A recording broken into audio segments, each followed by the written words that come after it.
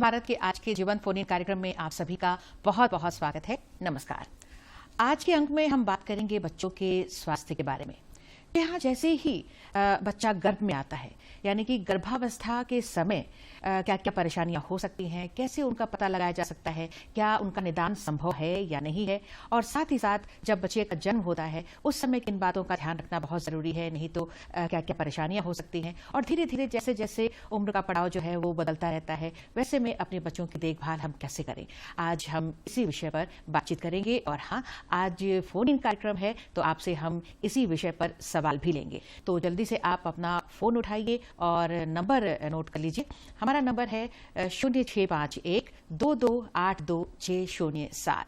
Phone number एक बार फिर से आपको बता देते हैं ताकि आप हमें जल्दी से फोन करें। 0651-2282-607। तो आप इसी समय हमें फोन कर सकते हैं और बच्चों के स्वास्थ्य के बारे में जो भी सवाल आते हैं आप हमसे पूछ सकते हैं। तो चलिए आपको आज के हमारे विशेषज्ञ से मिलवा देते हैं। आज हमारे साथ आपके प्रश्नों के जवाब देने के लिए स्टूडियो में बने हुए हैं डॉक्टर ज्योतिष कुमार, जो कि बच्चों के ही विशेषज्ञ हैं, बच्चों के डॉक्टर हैं। तो डॉक्टर साहब आपका बहुत बहुत स्वागत है हमारे कार्यक्रम में। नमस्कार सर। जैसे जैसे उम्र का पड़ाव बढ़ता है, बच्चे बड़े होते हैं, उनका हर समय ध्यान देने की जरूरत होती है, लेकिन ये एक जो बात है कि जैसे ही एक बच्चा गर्भ में आता है उस समय क्या क्या परेशानियां हो सकती हैं, कैसे उनका पता लगाया जा सकता है, हम आपसे ये सवाल करेंगे जब तक हमारे दर्शक हमें फोन कॉल करते हैं। सर्वप्रथम जब प्रेगनेंसी का दौरान जो होता है तो एक अल्ट्रासोनोग्राफी जांच में बहुत सारी बीमारियों का पता लग जाता है। तो ये एक एनामली स्कैन हम लोग बोलते हैं। इसको हम लोग जब बच्चा माँ के पेट में रहता है तो 12 से 14 सप्ताह के बीच इसका जरूर कराना चाहिए। इसमें बहुत सारी बीमारियां जो होती हैं उनको शुरुआत में पकड़ा में आ जाती हैं और उसका निदान बहुत सारी बीमारियों का मोर देन 90%, 90% से अधिक बीमारियों का इलाज आज के डेट में संभव है। अच्छा, जैसे बच्चों में सबसे कॉमन चीज है कि माँ के जब प्रेगनेंसी के दौरान इसको एंटीनेटल स्कैन कहते हैं, एंटीनेटल अल्ट्रासोनोग्राफी कहते हैं। कि जो बच्चा माँ के पेट में रहता है, फीटस में यदि किडनी में सूजन रहता है तो किडनी में सूजन रहता है तो वो हम लोग को फॉलो अप करना पड़ता है बाद में स्कैन करते हुए। और जिस बच्चे को इस ढंग से परेशानी रहता है इसके लिए घबराने की कोई बात नहीं है। अभी मैक्सिमम बच्चों में, ऑलमोस्ट 100% बच्चों में इसका इलाज पूरी तरह संभव है। बस हमको समय रहते ये कंसल्टेशन जो होना चाहिए, और जब भी रहता है तो एक होता है हम लोग को एंटीनेटल काउंसलिंग जो कि पीडियाट्रिक सर्जन लोग करते हैं। तो चाहिए जो भी माँ को इन ढंग से दिक्कत होती है तो वो जो अल्ट्रासोनोग्राफी रिसेंट है उसको लेके आके पीडियाट्रिक सर्जन डॉक्टर से मिल सकते हैं, उन बीमारियों के बारे में पूरी तरह समझ सकते हैं कि बीमारी में क्या करना है, बच्चों में कितना रिस्क है, माँ को इसके चलते कोई रिस्क है कि नहीं है, और अभी तत्काल कुछ करने की आवश्यकता है या फिर हम लोग कब इसके लिए कुछ कर सकते हैं। बिल्कुल। ये तो सर मतलब ऐसे नॉर्मली इसके कोई लक्षण भी उभर कर आते हैं क्या, बाहर में माता को पता चलता है? ये सवाल सर हम आपसे जवाब लेंगे। एक दर्शक हमारे फोन लाइन पर बन गए, उनका सवाल लेते हैं। हेलो हेलो हेलो जी नमस्कार, कौन बोल रही हैं? हेलो, हाँ हाँ, कहाँ से बोल रही हैं जी? लखनऊ से बोल रही है। क्या सवाल है दीवा जी आपका? ये बोल रही थी इसके बारे में जी, आप अपने टीवी का वॉल्यूम थोड़ा कम करके सवाल करें। हम टीवी थोड़ी देख रहे हैं। अच्छा, जो भी आप देख रहे हैं, जिसके भी माध्यम से देख रहे हैं, हाँ, साउंड उसका थोड़ा कम करके आप बताइए अपना सवाल। बताइए। हाँ, बच्चों के बारे में जी। तो पता है 3 सालों में उनका बच्चा नहीं हुआ है। हेलो, 3 सालों में बच्चा नहीं हुआ है। देखिए, आप प्रेगनेंसी नहीं हो रही है इनकी। आपका प्रश्न जो है ये हाँ प्रेगनेंसी से रिलेटेड है। प्रेगनेंसी नहीं हो रहा है, इसमें जो माँ है और जो उसके फादर और मदर दोनों को चेकअप होना चाहिए। कुछ तो इनिशियल इन्वेस्टिगेशन होते हैं, उनमें पता चल जाता है कि कुछ प्रॉब्लम है या नहीं है। कुछ का निदान तो दवा से संभव हो जाता है, और जिसका दवा से संभव नहीं हो पाता है उसके लिए आजकल IVF ट्रीटमेंट है, इन विट्रो फर्टिलाइजेशन, जिससे ऑलमोस्ट सभी माएँ जो सभी लेडी जो है माँ बनने का चांसेस रहता है। कुछ ही परसेंटेज रहता है जिसमें कि संभव नहीं हो पाता है, तो उसके लिए फिर आप बच्चे को गोद ले सकते हैं। बिल्कुल। तो ये आपने फ़ोन किया है, आपका बहुत बहुत धन्यवाद। तो सर मैं आपसे पूछ रही थी कि जैसे आपने बताया कि गर्भावस्था के समय में जो समस्या है उसके बारे में आपने जिक्र किया, तो उसके कोई लक्षण भी उभर कर आते हैं या फिर वो सोनोग्राफी से या किसी और माध्यम से ही पता लगता है?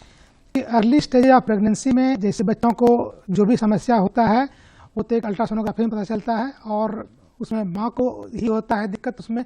जैसे कि बच्चे का जो ग्रोथ होना चाहिए, जो बच्चों को देखते हैं हम लोग कि ठीक है प्रेगनेंसी में जो है यूट्रस का साइज माँ को हम लोग मेजर करने बोलते हैं कि कितना साइज है, वो रेगुलर वो देखती हैं। ये भी लगता है कि अंदर जो है पानी की मात्रा कम हो रहा है, जिसको लाइकर हम लोग बोलते हैं। जैसे बच्चों में यदि प्रॉब्लम रहता है जो कि किडनी संबंधित बीमारियों में लाइकर कम होने के चांसेस रहता है, और जो बच्चों के खाना की नली में यदि कुछ प्रॉब्लम है तो लाइकर अधिक होने की संभावना उसमें रहता है, तो उसे पता कर सकते हैं। लेकिन डेफिनेट के लिए हम लोग अल्ट्रासोनोग्राफी से ही हम लोग पता कर सकते हैं कि ये प्रॉब्लम कितना सीरियस है और उसका कितना क्या करना है। बिल्कुल। तो ये समय समय पर ये जो जांच है वो कितने अंतराल पर होना चाहिए? शुरुआत पहला अल्ट्रासोनोग्राफी तो 4 से 6 हफ्ते पर होता है, जिससे कि कंफर्म होता है कि हाँ ये नॉर्मल प्रेगनेंसी है या नहीं है।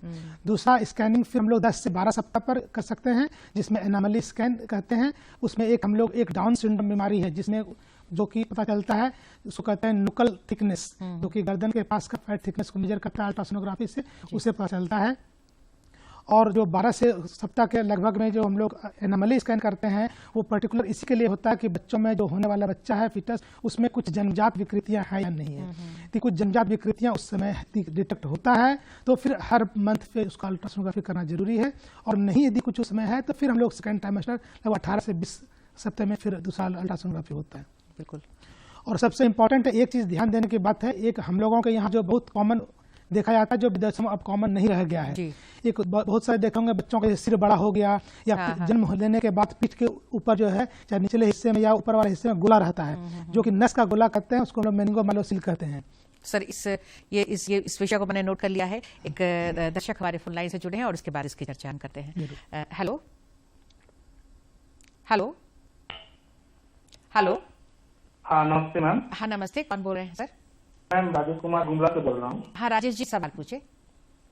मैम मेरी एक भतीजी है, उनका दिल में छेद है, वो डॉक्टरों ने बताया, तो मुझे उसके विषय में जानना था कैसे हो। जी देखिए, बच्चों में ये दिल में छेद जो होता है ये बहुत टाइप्स के होते हैं। कुछ वैरायटी होता है जिसमें कि इमीडिएट हम लोग को ट्रीटमेंट देना होता है, कुछ का है कि हम लोग देर से कर सकते हैं। जैसे बच्चों में दिल में छेद जो आमतौर पर कॉमन है VSD बोलते हैं, वेंट्रिकुलर सेप्टल डिफेक्ट, और ASD होता है। तो जो VSD बीमारी होता है इसमें 2 टाइप का इसमें भी होता है कि वो छेद कितना बड़ा है और जो सेप्टम रहता है उसके किस पार्ट में है। तो कुछ हिस्सों में जिसका छेद छोटा रहता है और जो मस्कुलर पार्ट में रहता है वो अपने आप भी समय के साथ बंद होने की संभावना रहता है। जिसमें छेद बड़ा रहता है और या मेम्ब्रेनस पार्ट में रहता है उसमें अपने आप बंद होने के चांसेस कम रहता है। तो एक तो बच्चे का जन्म होने के बाद जो है पहला इकोकार्डियोग्राफी जो है होता है, उसके बाद हर 3 महीने पर करके देखते हैं हम लोग कि उसका छेद का साइज जो है कितना बढ़ रहा है। और दूसरा सबसे इंपॉर्टेंट बात उसमें है कि देखते हैं कि उसके चलते फेफड़े पर कुछ असर पड़ रहा है कि नहीं पड़ रहा है। उस पर डिपेंड करता है कि बच्चे को कितना अर्ली ऑपरेशन का जरूरत है। तो वो डिपेंड करता है, आप इकोकार्डियोग्राफी का रिपोर्ट जो है उसको ले आके मिल सकते हैं, उसके अनुसार से आपको आगे बताया जाए। बिल्कुल, मतलब ये अगर कई तरह के होते हैं और किसी एक स्टेप में अगर ध्यान दिया जाए तो ये ठीक भी होने वाली समस्या है। जी बहुत बहुत धन्यवाद राजेश जी, आपने फोन किया। सर एक और दर्शक हमारी फोन लाइन से जुड़ रहे हैं। हेलो हेलो हेलो जी नमस्ते मैम। हाँ नमस्ते, कौन बोल रहे हैं? जी गणेश कुमार बोल रहे हैं, खूंटी रांची से। हाँ गणेश जी, सवाल करिए। जी मेरा सवाल ये है मैडम कि जो नवजात शिशु होते हैं उनको देखते हैं कि हम लोग देखभाल में काफी समस्या आती है। हाँ। तो हमें किन बातों का ध्यान रखना चाहिए जिनसे कि हम उनको अच्छा से देखभाल कर सकें? और बिल्कुल बिल्कुल बिल्कुल, बहुत ही अच्छा सवाल किया। और अभी हम इसी विषय पर आ ही रहे थे कि गर्भावस्था के बाद जब बच्चे का जन्म होता है तो नवजात शिशु की देखभाल हम लोग कैसे प्रॉपरली कर सकते हैं? कि नवजात शिशु की देखभाल, एक तो नवजात शिशु उसमें हम लोग कैटेगराइज करते हैं कि बच्चे का जो जन्म हुआ उसका वजन नॉर्मल है या नॉर्मल से कम है। यदि बच्चा 2.5 किलो से ऊपर है तो उसको कहते हैं हम लोग कि नॉर्मल वजन है बच्चे का। यदि 2.5 किलो से नीचे है तो फिर उसमें हम लोग को बहुत अधिक प्रिकॉशन लेना पड़ता है, क्योंकि वो बच्चे प्रीमेच्योर बच्चे हों या फिर IUGR बोलते हैं, जो कि बच्चे का वजन कम है। तो नॉर्मल बच्चे का जिसका वजन है उसको शुरुआत में, जैसे जो पहला प्रेगनेंसी होता है तो जब माँ का जो उसमें दूध लेट से आता है तो उसमें शुरुआत में हम लोग जो है उसको ध्यान देना है कि बच्चों को दूध 2 से 3 घंटे पर देना है। और जो बच्चे जन्म से जो जिसका वजन कम रहता है उसको हम लोग को स्पेशल तरीके से रखना पड़ता है। स्पेशली यदि ठंड का मौसम है तो बच्चे को हमेशा उसको गर्म रखना है। कि घर पे रख रहे हैं आप तो कोशिश करना है कि कुछ भी ऊनी चादर हो इसमें बच्चे को लपेट के रखना है।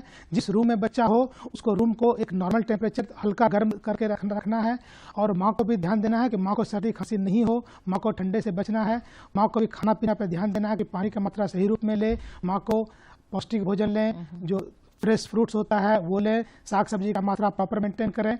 और सबसे ज़रूरी बात है कि ठंड के मौसम में बच्चे को धूप लगाने के बहाने अर्ली मॉर्निंग मतलब सुबह जिसमें ठंडा हवा चल रही होती है उसमें नहीं निकालें। अक्सर होता है कि सोचती हैं कि धूप आ गया है, बच्चे को हम लोग धूप लगा सकते हैं ढंग से, लेकिन यदि ठंडा हवा चल रहा है तो बच्चा तुरंत बीमार पड़ जाएगा। तो ये ध्यान रखना है उस समय कि हम लोग को सुबह जैसे 10 बजे के बाद जब मौसम गर्म हो जाता है, ठंडा हवा नहीं रहता है, उस दौरान आप बच्चे को धूप लगा सकते हैं। लेकिन अर्ली मॉर्निंग में या फिर 4 बजे के बाद जो है उससे बच्चों को हमेशा गर्म रूम में रखें बच्चे को। बिल्कुल, तो ये बहुत सारी छोटी छोटी बातें हैं और बच्चों के साथ साथ माँ का भी स्वस्थ रहना बहुत ज़रूरी है, क्योंकि सारा कुछ खान पान जो है वो सब उससे संबंधित होता है। तो आपने फ़ोन किया गिरीश जी, आपका बहुत बहुत धन्यवाद करते हैं। और जब तक और दूसरे दर्शक हमें फ़ोन करें सर, हम जिक्र कर रहे थे, आप बता रहे थे कि कभी कभी जैसे बच्चों का सर जैसे साइज़ जो है वो बड़ा हो जाता है जी, तो उस बीमारी को हम लोग जो इसमें है न्यूरल ट्यूब डिफेक्ट बीमारी का नाम है, उसी का डिफरेंट वैरायटीज होता है। और इसमें ध्यान रखने योग्य ये बातें हैं कि ये बीमारी जब बच्चा माँ के पेट में रहता है तो पहला 4 सप्ताह से पहले ही ये बीमारी हो गया रहता है। जब तक माँ को पता चलता है कि प्रेगनेंसी है उसके पहले ये बीमारी हो गया रहता है। अच्छा। इसलिए इसमें ध्यान रखना इसलिए है कि जो भी माँ बनने योग्य एज की है या माँ बनने के लिए प्लान कर रही हैं, तो एक दवा आता है फोलिक एसिड, ये विटामिन है, उसका सेवन कम से कम 3 महीना पहले से हस्बैंड वाइफ दोनों को करना है। अच्छा। और जब प्रेगनेंसी हो जाता है तो पहला 3 महीने तक लेना है, उसके बाद इसको छोड़ देना है। और विदेशों में अब जो हम लोग को आटा खाते हैं उसमें ये फोलिक एसिड मिला हुआ रहता है। अच्छा। अब उसके चलते विदेशों में ये बीमारी अब नहीं के बराबर हो गया है। जैसे हम लोगों के यहाँ जब हम लोग नमक आयोडीन युक्त नहीं खाते थे, हाँ। तो समाज में घेगा रोग जो था जी बहुत ज्यादा था, बहुत कॉमन था, लेकिन जब से आयोडीन नमक आया है ये बीमारी अब नहीं के बराबर हो गया है। इसलिए ये ध्यान रखना है कि फोलिक एसिड विटामिन जो है वो लेना है। और जिस परिवार में ये एक बार बीमारी होता है उसमें जो भी परिवार में उसके सगे संबंधी भी हैं उनमें होने का चांसेस ज्यादा रहता है बीमारी का। अच्छा। तो उनको भी एक्स्ट्रा प्रिकॉशन लेना है इसमें। जी। तो ये तो ऐसी जो समस्याएं कह सकते हैं कि जो गर्भावस्था के दौरान होती हैं, लेकिन जब एक बार जब बच्चे का जन्म हो जाता है तो टीकाकरण उनका शुरू हो जाता है शुरू से ही, तो उसके बारे में भी थोड़ी सी चर्चा करेंगे। और क्योंकि अगर टीकाकरण बहुत ज़रूरी है और अगर वो नहीं होता है तो फिर क्या क्या समस्याएं होती हैं धीरे धीरे, और ये हम जानेंगे सर आपसे। पहले फ़ोन कॉल ले लेते हैं। हेलो।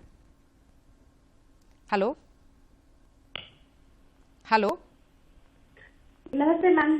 हाँ नमस्ते, कौन बोल रही हैं? जी मैं जानना सकती हूँ कि 2.5 महीने के बच्चे को घबराहट हो रही है तो उसे घरेलू उपचार कैसे किया जाए और माँ की खान पान क्या होना चाहिए जब बच्चा प्रॉब्लम ना हो तो उसमें। तो छोटे बच्चों में घबराहट के बहुत सारे कारण हैं। एक तो होता है कि बच्चा लेटा हुआ है, यदि उसका गर्दन जो है वो छाती में टच कर रहा है, मतलब हम लोग कहते हैं उसको गर्दन यदि मुड़ा हुआ है तो उस दौरान बच्चा जो है जो मुंह में लार आता है वो अच्छी तरह से यदि घोट नहीं पा रहा है तो लार जमा होता है कंठ में, उसके चलते भी घबराहट होती है। दूसरा है बच्चा घबराहट है साथ में उसका अन्य समस्याएं, जैसे बच्चे को यदि खांसी है या बुखार है तो उसके चलते भी होता है, तो उसमें तो फिर आपको डॉक्टर से सलाह लेना पड़ेगा। और घर में जो घरेलू उपचार है ये हमेशा ध्यान रखिए कि बच्चों को जो भी हल्का घबराहट या हल्का सर्दी खांसी शुरुआत में है तो शुरुआत में ही दवा देना आवश्यक नहीं है। उस दौरान आप सिंपल घर में जो होता है, एक तो होता है कि घरेलू इलाज जो है आप गर्म घी करके आप लगा सकते हैं, उसको छाती में गर्दन में सर के ऊपर लगा सकते हैं। दूसरा है उस रूम को यदि जिस रूम में बच्चा है उसमें यदि गर्म करके रखते हैं तो क्योंकि बच्चों को जैसे ठंडा हवा से किसी बच्चों को एलर्जी है तो ठंडा हवा जैसे वो सांस लेगा वैसे ही उसको घबराहट के साथ साथ खांसी भी आने लगेगा। तो यदि आप रूम को पहले गर्म करके तब बच्चे को उसमें रखते हैं तो ये हमेशा जो है अच्छा रहेगा। बच्चों को जो घबराहट होता है, जो सामान्य सर्दी खांसी होता है, उसका होने की संभावना बहुत कम हो जाएगी। बिल्कुल, लेकिन अगर ये लंबे समय तक कंटिन्यू कर रहा है तो डॉक्टर से दिखाने में लेट नहीं करना है, जल्द से जल्द दिखा लेना है, जो भी सावधानी है उसको रखते हुए। और जब बचपन से जब टीकाकरण की बात होती है, बहुत सारे टीके क्रमानुसार लोगों को बताए भी जाते हैं और लोग लेते भी हैं, बहुत से छूट जाते हैं, लेकिन फिर भी लेने की सुविधा सरकार की ओर से है सर। लेकिन धीरे धीरे जैसे जैसे उम्र बढ़ती है तो कौन कौन सी समस्याएं देखने में आती है फिर? देखिए, टीकाकरण एक बहुत महत्वपूर्ण चीज है। ये टीकाकरण एक छोटी चीज लगती है लेकिन इससे बड़े बड़े बीमारियों से बचा जा सकता है। जब टीकाकरण भारतवर्ष में शुरू नहीं हुआ था उस समय बच्चों में जो आम बीमारियां थी उससे बच्चों का डेथ रेट काफी ज्यादा था।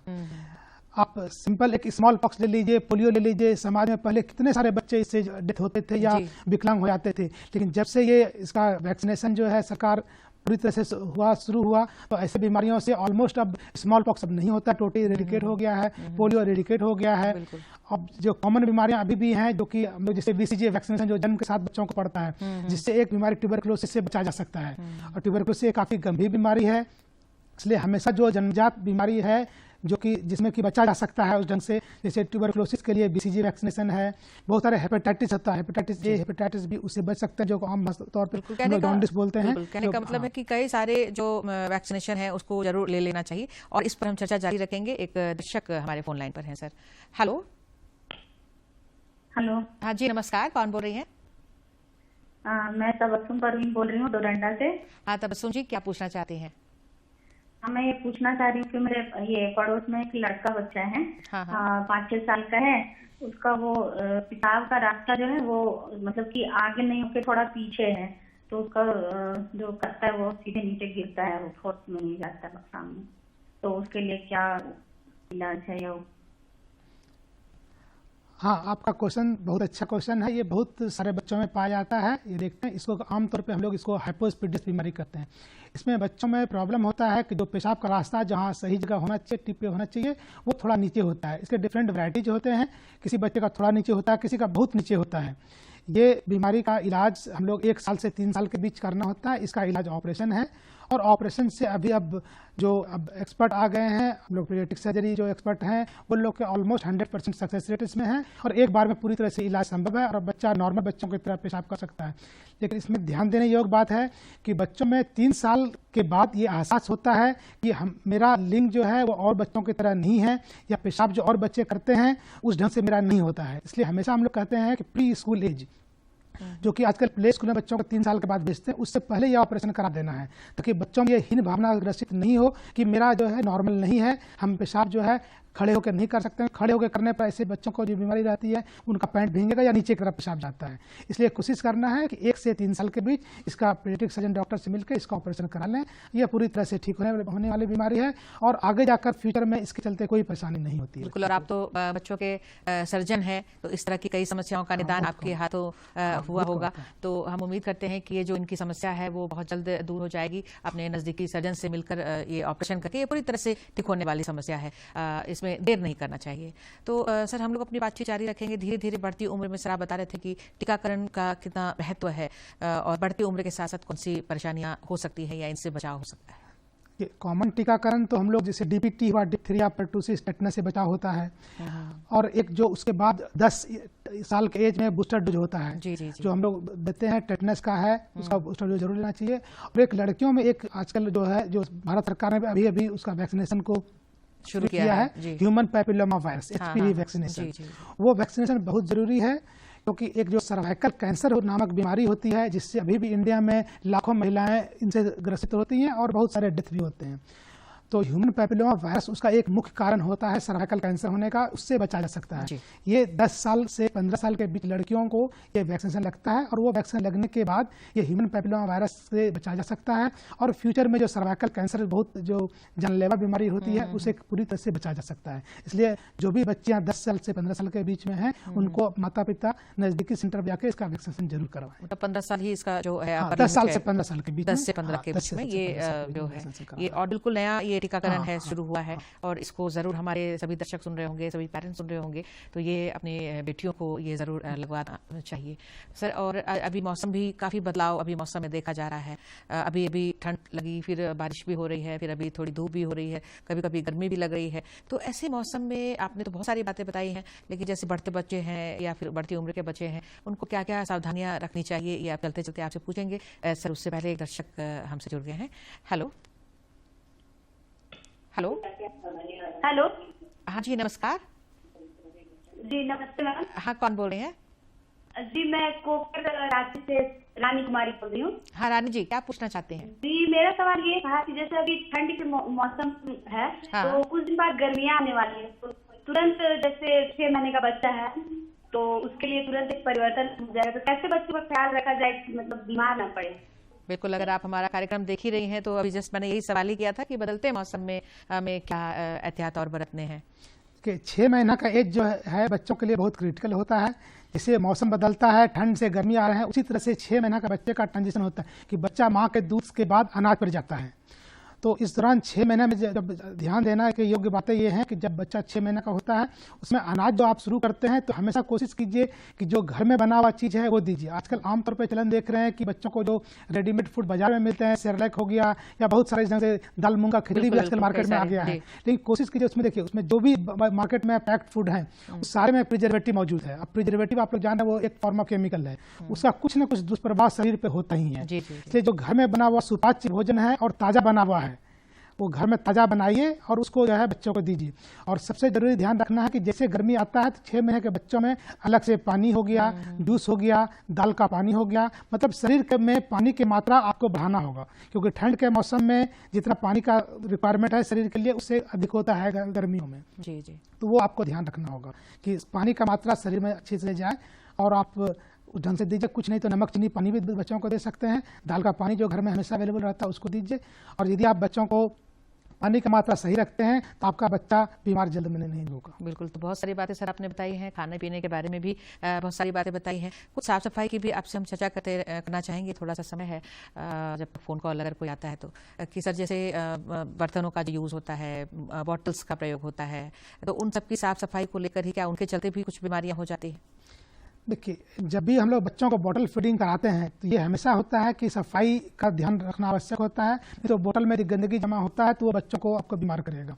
तो कोशिश कीजिए कि यदि आप कटोरी चम्मच से दे सकें, आपके पास यदि समय इतना है कि आप बच्चों को थोड़ा मेहनत करके दे सकें तो वो हमेशा अच्छा होता है, क्योंकि कटोरी चम्मच यदि देते हैं, स्टील का कटोरी चम्मच लेते हैं तो जितनी तरह से आप साफ कर सकते हैं उतने अच्छे से आप बोतल कभी साफ नहीं कर सकते हैं। और यदि बोतल से ही देना आपकी मजबूरी है तो कोशिश कीजिए कि कम से कम 5-6 बोतल रखिए और जिस बर्तन में गर्म करते हैं उसको कम से कम 15 से 20 मिनट उसको बॉयल होने दे बोतल को, और उसी बर्तन में उसको ठंडा होने दे। ये नहीं कि बॉयल किसी और बर्तन में किए उसको निकल के फिर दूसरे बर्तन में रखते हैं तो वो बर्तन आपका साफ नहीं है। उसी में ठंडा रखना है और फिर उसका इस्तेमाल करना है, फिर उसका इस्तेमाल करना है। एक और दर्शक फोन लाइन पे बन गए हैं सर। हेलो हेलो जी, नमस्कार, कौन बोल रहे हैं? नमस्ते मैम। हाँ, हम संजय बोल रहे हैं।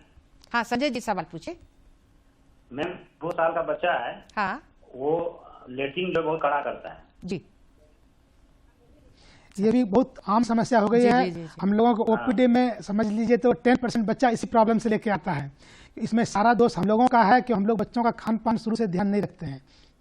और पानी बच्चों में जो है सब्जी फल की मात्रा और पानी की मात्रा, इसको यदि आप ठीक रखते हैं। और दूसरा होता है कि हम लोग जो बच्चों को कहते हैं कि उसको बैठा के जो है पैखाना कराना है, और यदि बच्चा खड़े खड़े कर रहा है या बच्चा फल नहीं खा रहा है, सब्जी नहीं खा रहा है, पानी बहुत कम ले रहा है, तो ये बच्चों में प्रॉब्लम होगा। इसको हम लोग हैबिचुअल कॉन्स्टिपेशन कहते हैं। तो शुरुआत जब बच्चा 6 महीने के बाद जब अनाज आप शुरू करते हैं उसी समय से जो भी सब्जी जो कि आप उसको पीस सकते हैं, टाइप से जैसे होता है चोखा टाइप से बना सकते हैं, उस ढंग से दीजिए। जैसे इवन कद्दू का सब्जी है उसको पूरी तरह से पका दीजिए, उसको चूर कर दीजिए कि बड़ा पीस नहीं रहे, गले में नहीं अटके, शुरू से दीजिए। सेब को आप उबाल के दे सकते हैं, उसमें नमक या चीनी मिलाकर, उससे ही बच्चों को फाइबर मिलेगा और जो कब्जियत का शिकायत या कड़ा पैखाना की शिकायत ये दूर हो जाएगा। बिल्कुल, तो हमें उम्मीद है कि इनकी जो समस्या है बच्चे की वो बिल्कुल इसका निदान हो जाएगा। सर अब हमें समय इजाजत नहीं दे रहा है कि हम दर्शकों की और फोन कॉल लें या मैं आपसे सवाल पूछूं। समय इतनी जल्दी निकल गया है आपसे बातें करते करते, दर्शकों से बातें करते करते। तो सबसे पहले तो हम अपने दर्शकों का धन्यवाद देते हैं, इतनी बड़ी संख्या में हमें फ़ोन किया है आपने, आपका बहुत बहुत धन्यवाद। और सर आपने अपना कीमती वक्त दिया और बहुत अच्छी जानकारियाँ आपके माध्यम से लोगों को मिली हैं, तो आपका हम बहुत बहुत धन्यवाद करते हैं सर। नमस्कार। और आप सभी दर्शकों को भी बहुत बहुत धन्यवाद। नमस्कार।